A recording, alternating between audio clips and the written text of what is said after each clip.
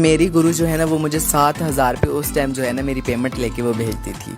जिस टाइम के 2500 रुपया लेकर बड़ी टॉप की जो है जाती थी। सुबह मैं मांगने के लिए जाने लगी तो उसने कहा कि तुम पागल हो गई हो, तुम्हें हमने मशूक बनाना है और तुम्हें इन गलियों में हमने फंक्शन करवाने। बुलंदी तरक्की जो आपके नसीब में वो ऐसे भी मिल सकती है, चाहे आप उस तरीके से कमा लें या इस तरीके से कमा लें। वल्लाह बाखुदा मैं अल्लाह के आगे तहज्जुदों में रोया करती थी। कहा उस रूम में तो एक मर्द बैठा हुआ है, तो कह रही आप इस फील्ड में आई हो तो ये सब कुछ तो करना पड़ेगा। तो अपनी ज़िंदगी का कोई हमारे साथ ऐसा वाकया शेयर करें जिसको जो कामयाब आदमी या बंदा या बंदी हो जाता है तो उसको अपनी वो एक ऐसा वक्त याद होता है जो बिल्कुल वो नीचे होता है, उसके पास कुछ भी नहीं होता। बहुत बेशुमार ऐसे कामयाब लोग हैं जो कहते हैं कि हम अगर कामयाबी हासिल की, मुझे याद है मेरे पास पाँव के लिए नीचे चप्पल भी नहीं थी।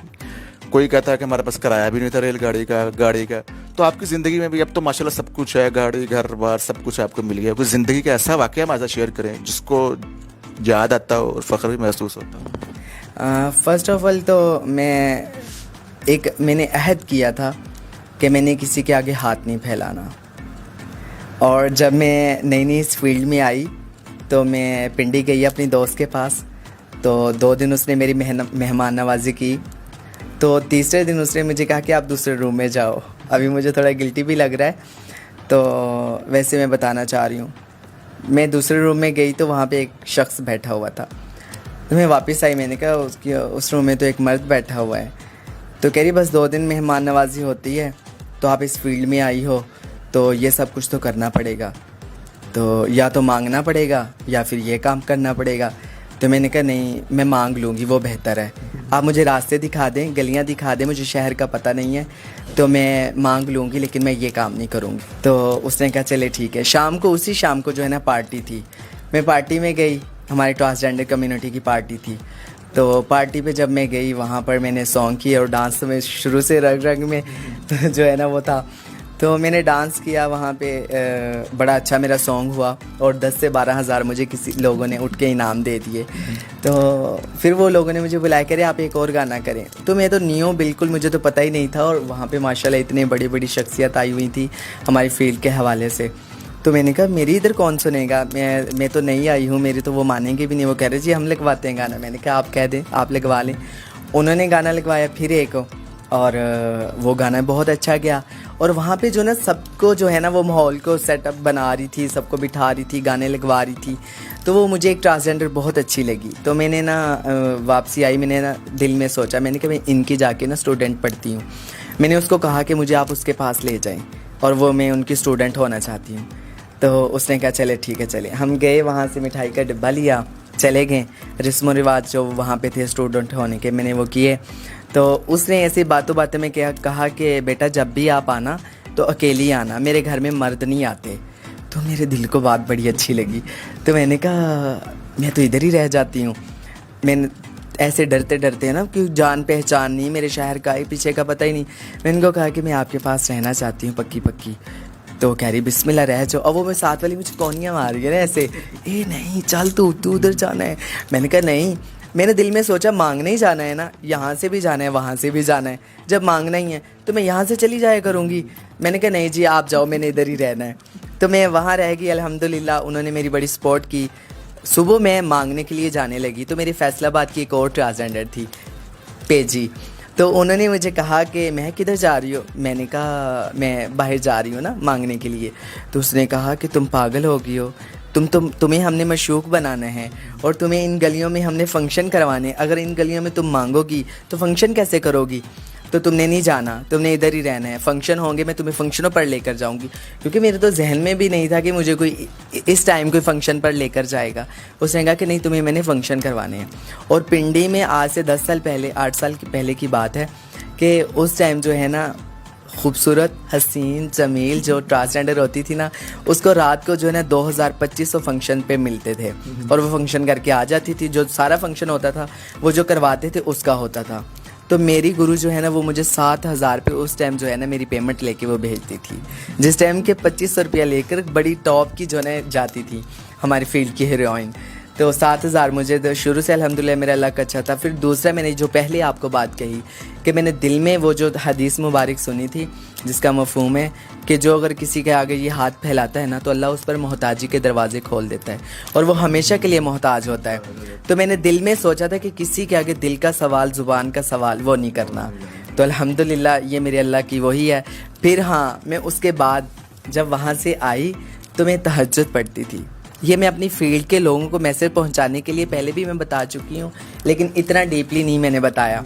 अपनी फील्ड के लोगों को बताने के लिए ये मैं बता रही हूँ कि बुलंदी, तरक्की जो आपके नसीब में वो ऐसे भी मिल सकती है, चाहे आप उस तरीके से कमा लें या इस तरीके से कमा लें। तो मैंने अल्हम्दुलिल्लाह रात को तहज्जुदों में उठकर रोना अपने अल्लाह के आगे, और मैं छत पे जाती थी। मुझे खौफ भी आता था जब नमाज़ पढ़ रही होती थी कि पीछे मुझे कोई पकड़ रहा है, कोई मारने लगा है ना। मैं अकेली, उससे मेरी एज भी नहीं थी, तो मैं अल्लाह के आगे रोती थी और मैं ये कहती थी कि अल्लाह ये तो मैं इस फील्ड में आ गई हूँ, तो लेकिन मैं ज़िना से मुझे बचाना। वल्लाह बाखुदा मैं अल्लाह के आगे तहज्जुदों में रोया करती थी। फिर अल्लाह ने वो मेरी दुआ कबूल की और मुझे पता चला कि मेरे अल्लाह ने कबूल किया। और वो जो मेरी दोस्त थी उसके बाद मेरी उसके साथ मुलाकात नहीं हुई। अगर वो इंटरव्यू देख रही हैं तो उनके मैं बताना चाहूँगी कि देख लें, अल्लाह ऐसे भी देता है, लाजमी नहीं है कि आप बुराई करें या इस रास्ते पे चलें तो फिर ही आपको मर्तबा मुकाम वो मिलता है। और मैं बड़े बोल नहीं बोलती, हो सकता है हमारी फील्ड में ऐसी शोहरत, ऐसी इज़्ज़त किसी को न मिली हो जैसी अल्लाह ने मुझे नवाजी है, और अल्लाह ने मुझे बुराइयों से भी बचाया। और ये पत्थर जो मैंने पहना हुआ, ये वहाँ एक पत्थर है, इसमें कुछ नहीं है। कैमरामैन शायद दिखा सके बैक पे कोई तावीज़। अच्छा व्यूअर्स, एक चीज़ मैं बताना चाहता हूँ कि ये लोग भी अक्सर सवाल पूछते हैं कि आपकी हर परफॉर्मेंस के ऊपर ये पत्थर जो है ना, ये एक तो खूबसूरती की वजह भी आपको लग रहा होता है, और ये कई लोग समझते हैं कि शायद ये पत्थर भी आपको शोहरत की बुलंदियों पर लेकर जाने के लिए आपने पहना हुआ गिफ्ट है या कोई और लॉजिक है? नहीं, ये गिफ्ट नहीं है, मैंने खुद मुझे चॉइस मैंने किया है। बचपन में आप टीवी आप भी देखते होंगे तो वो नोहे लगते थे ना मुहर्रम में, तो वो लड़कियों ने ना ऐसे हाथ में ये पहना होता था स्टोन, और यहाँ पे भी एक पहना होता, और बड़ा खूबसूरत लगता था, उनके वाइट वाइट हैंड थे, तो मुझे अच्छा लगता था। मैं कहती थी कि ये क्या चीज़ है, मैं बड़ी इसमें वो होती थी। फिर जब मैं फील्ड में आई उस टाइम मुझे ये मिले, मैंने ईरान से मंगवाए। हाँ, तो ये सम टाइम गिर भी जाते हैं लूज़ होके ना, तो मैं फिर और मंगवा लेती हूँ, पहन लेती हूँ। पत्थरों ने क्या देना होता है जी, करने धरने वाली सब ज़ात अल्लाह की है। तो ये पत्थर तो जो है ना, इंसान में जान है, पत्थर में तो वो भी नहीं है ना।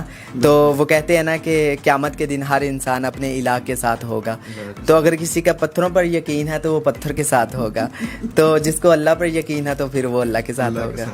लेकिन इस तरह की बातें तो है ना कि पत्थर इंसान को अपने नेचर के हिसाब के साथ, अपने सितारे के हिसाब के साथ पहनना चाहिए। अगर ऐसा ना हो तो वो भारी पड़ सकता है। आपको कोई ऐसा तो नहीं इसके ऊपर यकीन है? नहीं, मैंने आपको पहले बताया ना, तो अल्लाह ताला जो है ना इंसान के गुमान के मुताबिक चलता है। हदीस पाक है जिसका मफ़हूम है नहीं, तो अल्लाह कहता है कि मैं इंसान के गुमान के मुताबिक जो है ना फ़ैसला करता हूँ। अगर वो मेरी तरफ, अगर वो मुझे दिल में याद करता है तो मैं भी उसको अपने दिल में याद करता हूँ। अल्लाह दिल से पाक है, वैसे अल्लाह ने इंसान को समझाने के लिए बताया है, तो मैं उसको दिल में अपने याद करता हूँ। अगर कोई मुझे महफ़िल में याद करता है तो मैं भी इससे अफसल महफ़िल यानी कि फ़रिश्तों की महफ़िल में याद करता हूँ। अगर कोई मेरी तरफ एक बालिश बढ़ता है तो मैं उसकी तरफ एक हाथ बढ़ता हूँ। अगर मेरी तरफ कोई एक कदम बढ़ाता है तो मैं उसकी तरफ 10 कदम बढ़ाता हूँ। अगर कोई मेरी तरफ चल के आता है तो मैं उसकी तरफ दौड़ कर आता हूँ। तो देखें ना, ये अल्लाह इंसान के गुमान के मुताबिक जो है फ़ैसला करता है। तो जैसा कोई गुमान रखेगा अल्लाह उस पर फ़ैसला कर देगा। तो फिर इंसान सोच कहेगा कि देखा ये ऐसे था, मैंने कहा था ना कि ऐसे है, ये पत्थर नहीं पहनना या ये काम कुछ भी आप लगा लें तो वो हो जाता है। अब एक हमारी फील्ड में है, वो उनके जब फंक्शन होते हैं ना, वो मुझे कहती है कि ब्लू कलर के आपने नीले कलर के कपड़े नहीं पहन के आने। तो मैंने कहा फर्स्ट टाइम मैं उसके फंक्शन पे पहन गई तो वहाँ पे ना भैंसों का कोई वो था कमरा ना, वो आपको पता है भैंसों के लिए उन्होंने कमज़ोर से बांस वगैरह ऐसे डाल के ना कच्चे से बनाए होते हैं, कौन सा ऊपर किसी ने जाना होता है। अब मेरा फंक्शन था, वहाँ सारी आवाम ऊपर चढ़ गई, ओ सारा नीचे आ गई छत। वो कह रही हाय देखा मैंने तुम्हें कहा था ना नीला ना कपड़े पहनो, मेरे वहाँ पे ये हो जाता है, मसले बन जाते हैं। तो नेक्स्ट जब फंक्शन हुआ तो मैं फिर नीला पहन गई। वो कह रही हाय पिछली दफ़ा तो आपको पता नहीं था, इस दफ़ा तो पता था। मैंने कहा मेरी बात सुनो, मैं उसका यकीन ठीक करने के लिए मैंने कहा आज अगर तुम्हारे साथ कोई मसला हुआ ना, तो मैंने कहा मैं आपका नुकसान भरूंगी। और अल्हम्दुलिल्लाह ऐसा अच्छा फंक्शन हुआ, वो भी परेशान। मैंने कहा आप जैसा गुमान करोगे वैसा ही होगा। अच्छा, अपने चाहने वालों को कोई मैसेज देना चाहती हो आप? जी, मैंने अभी जैसे गुमान की बात की है कि अल्लाह गुमान के मुताबिक इंसान के फ़ैसला करता है, तो अल्लाह से गुमान अच्छा होना चाहिए। और इस पे मैं आपको एक बात सुना दूं कि नबी करीम सल्लल्लाहु अलैहि वसल्लम जब मेराज पर गए ना, तो उन्होंने देखा कुछ चीज़ें ऐसे ऊपर जा रही हैं, कुछ चीज़ें ऊपर से आ रही हैं।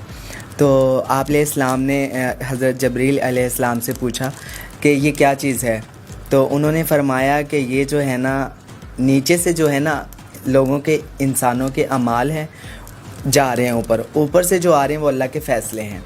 तो इसलिए आप अल्लाह से अपने मामलात अच्छे रखें, अपना गुमान अच्छा रखें और अपने दिल में अच्छा अच्छा सोचा करें, तो इंशाल्लाह अल्लाह अच्छा ही ऊपर से फ़ैसला भेजेंगे। आपका बहुत बहुत शुक्रिया महक मलिक, आपने मेरे कीमती वक्त दिया। जी व्यूअर्स, ये थी महक मलिक जिनकी आपने गुफ्तगू सुनी है। कुछ सवालात आपके जहन में आए होंगे, वो भी क्लियर हो चुके होंगे। तो हमें नेक्स्ट वीडियो तक के लिए इजाज़त दें, अपना बहुत ख्याल रखिएगा। महक मलिक को भी इजाज़त दें। खुदा हाफिज़।